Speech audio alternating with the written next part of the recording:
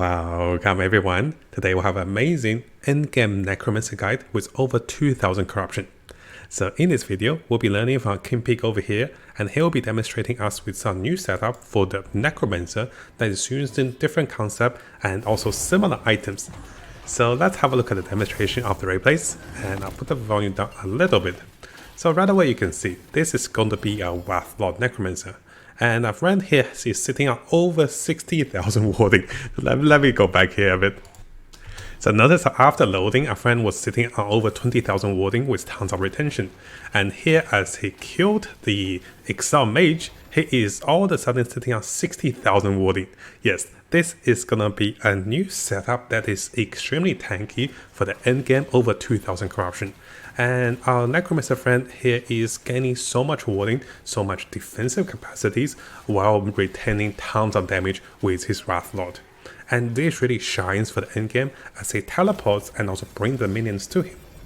Now there will be some changes and also adjustments for this build compared to our previous build, but rest assured guys, most of the concept and also the skill setup is going to be similar. And yes, this build is extremely mobile with teleportation using transplant and also deals tons of damage.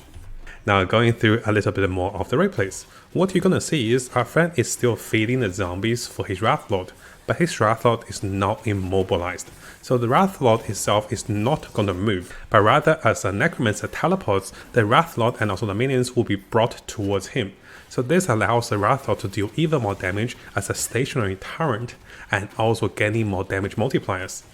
At the same time, our friend is also using a special relic which gains the monster's maximum percent HP as warding, and this was how he was sitting on 60,000 warding after slaying the Exiled Mage.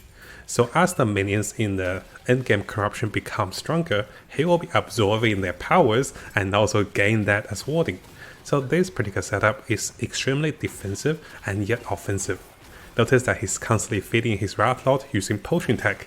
Yes. Using the Jungle Queen's belt, he can be sitting on 16 potions, and while summoning zombies as they use potions is one of the best ways to make your Wrathlord stronger.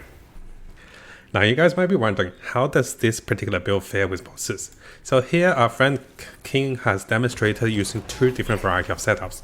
I'll show you guys the fast setup and I'll explain the setup, then I'll show you guys the common setup. So in terms of the fast setup, there will be a combination. Here he's summoning lots of zombies to feed his Wrathlord. And because he summoned so many zombies, for the next 10 seconds his Wrathlord will be dealing tons of damage. And notice that he was 3 or 4 shotting the Shade down to 10% HP. And within 5 seconds, the Shade over 2400 corruption was defeated. Now you can see in the back of the screen, King was providing different setup for those particular gears. So here you can see the builder for King's original setup. Now some of those gears could be a little harder to attain, so I have made and maxed some of the stats to give you guys a better summary. At the same time, I have also learned and took notes for the boss setup for the Necromancer. You will see some difference in gears and this will be adjusted. So this way, if you guys are planning to fight the bosses in the higher corruptions, you can consider using a slightly different setup with different idols which will provide you with tons of damage. Now in case you guys are wondering, how does the Necromancer fare without changing the setup? So here is him using his Echo setup without the boss setup. You can see that the damage is pretty sizable as well. It is not going to be instant, but the damage over here it's taking him about a little longer in terms of rotations. Now he did mention in the descriptions that depending on the Shade boss, some of those Shade boss can be extremely durable, while others is more susceptible to the narcotic damage. So yes guys, before we jump over to our builder's guide, I want to say a big shout out and also thank you for KingPeek for sharing his concept of the Necromancer Wrathlord for over 2000 corruption. I have always looking into ways of getting additional warding and also defensive capacities while maintaining tons of damage. And because of the build and also setup he provided to us, they are set up for dealing more damage and they are set up to become extremely durable. And I really like this concept. So if you guys want some high-end Necromancer gameplays, make sure you guys follow and also subscribe to King for the latest update for the Necromancer Wrathlord for his current setup.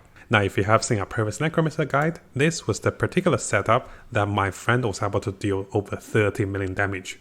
And yes guys, the links will be available for you guys for both of the setup and also for even higher damage using the boss variant setup to deal even more damage. So coming over to a builder's guide over here, I will provide you guys with a direct import of King's particular setup, and those are some items. You can see some of those stats are not going to be rolled ideally.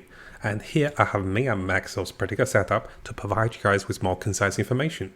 For example, on the weapons, you just need 2 crucial affects with tier 7 and so tier 5. And for the boss setup, you just need 2 crucial affects similarly for tier 7 and also tier 5. And this will provide you guys with a better summary if you look in the description below. Now, if you guys have been following our previous Necromancer setup, you can see this is actually very similar to his offensive setup against the boss lane, because using a 2-handed axe with more narcotic penetration is one of the best ways to deal more damage. But to become defensive in the higher corruption guys, he has opted to go with a catalyst, which provide him with more resistance, more cold resistance for uncapped cold resistance that gives him more warding retention using the gloves, and also more warding per second, and also more warding retention. So this is more defensive setup. If you're going for the more damage setup, a previous weapon is going to be ideal for the Necromancer for more penetration. Now, because we have explained the Necromancer quite in details, I'll refer you guys back to that previous video for the detailed skill rotations and also combinations, and the links will be provided in the descriptions. So for this video, we're going to be focusing on some of the changes and also adjustment for the latest setup. And over here, the locus of death is going to be very important, because this particular point will give tons of damage to the Wrath Lord. Increasing damage will immobilize the Wrath Lord. And this could be a downside, because he's not moving, right? But because the ability over here to have the experimental affects which allows minions to teleport with you, this will be adjusted.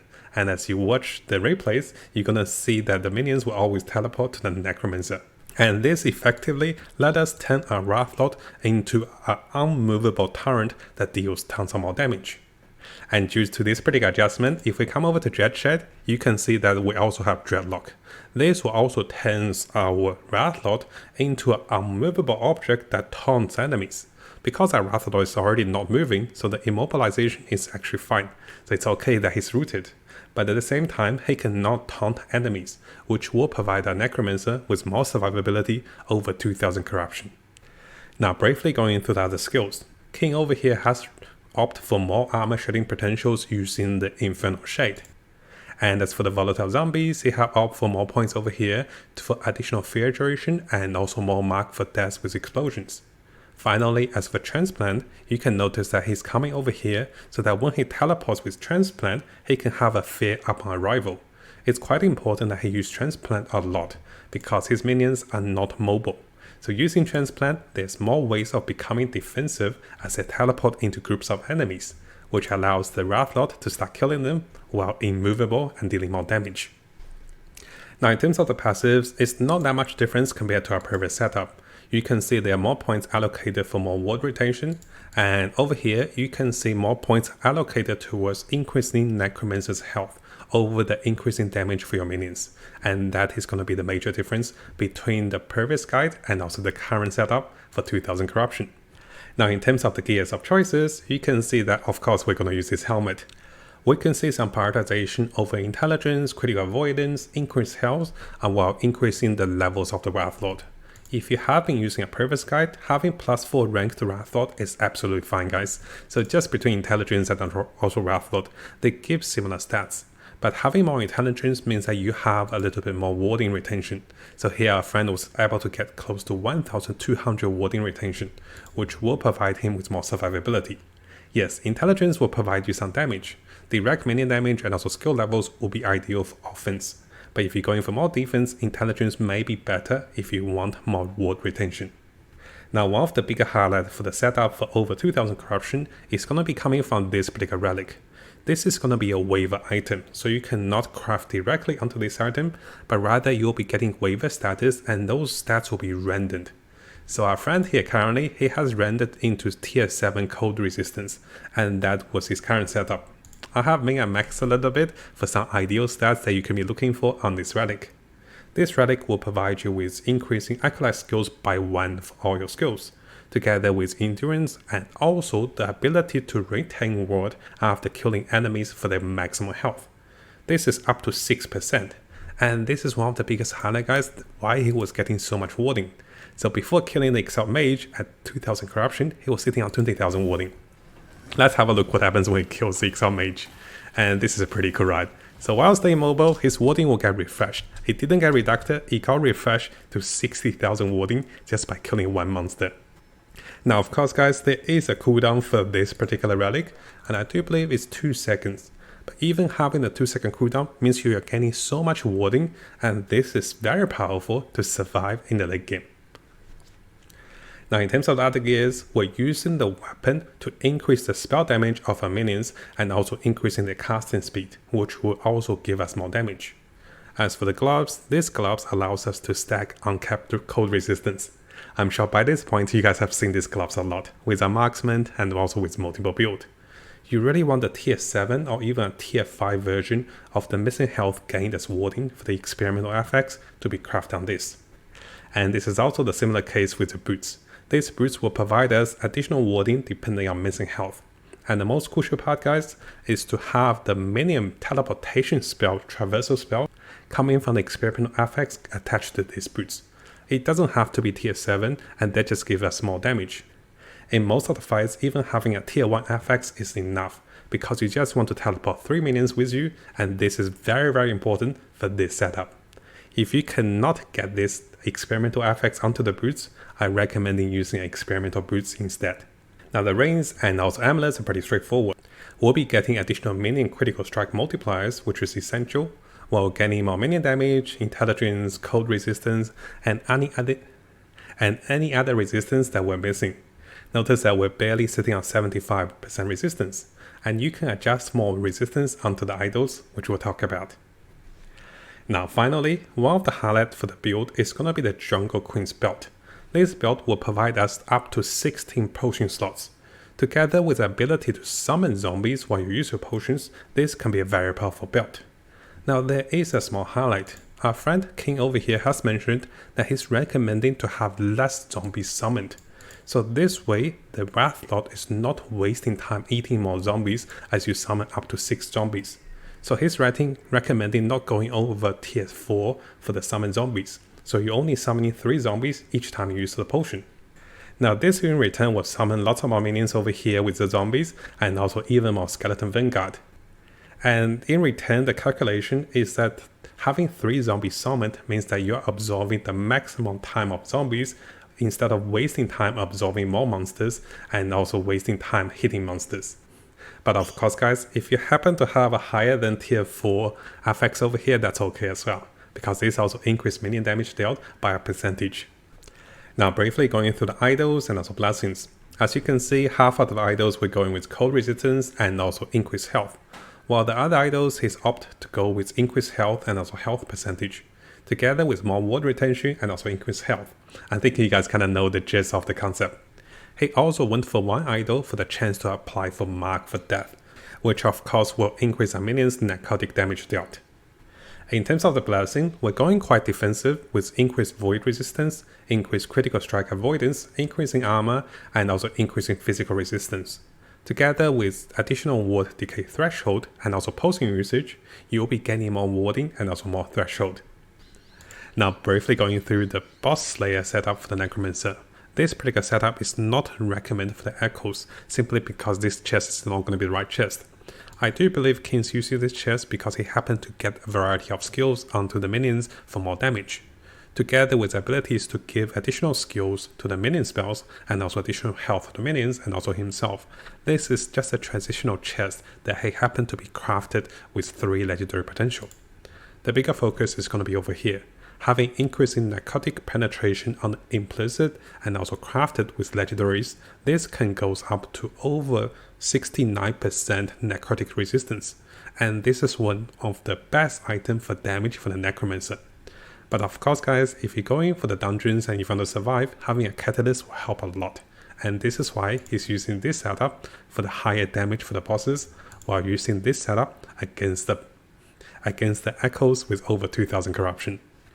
Now because we're getting increased skill levels coming from the weapon and also the chest, so notice over here I have adjusted for increasing damage for the Wrath Lord over here, and those are some small tweaks that give us even more damage. Similarly, for the boss layer build, we'll be going with idols that increase narcotic damage with minions. And this is the pure concept for all the idols over here. So every bit of idols, you'll be going with increased minion narcotic damage. And this, of course, guys, means that you don't have enough resistance, don't have much tank ability, but you will be doing tons of more damage. Now, coming over to skill rotations, one of the first things I want to notice and also highlight to you guys is, notice our friend is sitting on a lot of warding before he enters the Monolith. This is a good concept you should be adopting in higher level dungeons, simply because he has been killing monsters previously and he's speeding forward for the next dungeon so that he can be stacking up more warding by killing more monsters. So this way he's always sitting on more warding and also increasing his survivability. And of course guys, using the gloves, he was able to gain tons of warding by killing the first monster. And you can see, the build is quite simple. He will be teleporting around and bringing his Wrathlord with him. Of course, he'll be applying both of his buffs onto the Wrathlord. And those will be Infernal Shade, which is a permanent buff, together with Dread Shade onto the Wrathlord. It's very important to keep the Dread Shade up, guys, because this buff will provide him with 100% critical chance. Now as we keep going, you can see our friend is constantly going to be using potions. Having potion means that he will be summoning zombies. As the Wrathlord eats the zombies, he will be gaining bonus damage for the next 10 seconds. So using this particular potion setup, he will be constantly popping potions and also buffing his minions. It's quite important to use this method to deal more damage in the endgame. Now if we come over to the setup against the boss, you can see that he's summoning the Wrathlord directly where the boss is going to spawn, or right next to it. And as the shade is going to get spawned, he's going to use tons of potions while summoning zombies. So this way he will be gaining a lot of damage bonus before the boss even appears. And this is pretty much racking up for a massive amount of hit. So you can see that he went from 16 potions down to 2 potions. And this will allow him to deal the most damage. Now keep in mind guys, this particular rotation is amazing, but you do not want to be summoning too many minions after an enemy has spawned, because your Wrathlord will prioritize on eating up the minions instead of dealing damage. You want him to deal the most damage while the enemy is spawned, so this way you rack up the damage before the enemy is spawned and then deal the most damage. Now hopefully you guys enjoyed this high-end over 2000 corruption Wrathlord update video. And a big shout out and thank you for King for sharing this one. If you guys do want to follow him on YouTube, I really do recommend reading his descriptions. This will provide you with additional information as to whether a Exalted Amulet will be better than your current Legendary Amulet. And similarly, how come he's not using certain items like the Julius gloves, and also swapping gears, and how does this help you against the boss. So make sure you guys follow him on his YouTube channel for the latest update for the Necromancer for the endgame. Now if you guys find my videos and also guides helpful, and also want to support my passion in making more guides and also more videos for the last epoch and also more games to come like Path of Exile, please consider joining me on Patreon, and also here I have created my Ko-Fi page. You can also support me directly through donations, but supporting me continuously with one of those memberships will mean a lot for my future updated videos and to become financially sustainable so I can be continuing making videos for you guys and doing what I love the most. And that is to share and also teach our communities as I dive into different games and making more guides for you guys. And as you guys are going to see in the future, I'll have different ranks and also perk advantages and also special events and also special features for members like account reviews, perfecting the build for you guys, and also co-op time play, and also even special future videos for you guys on your special build for different members.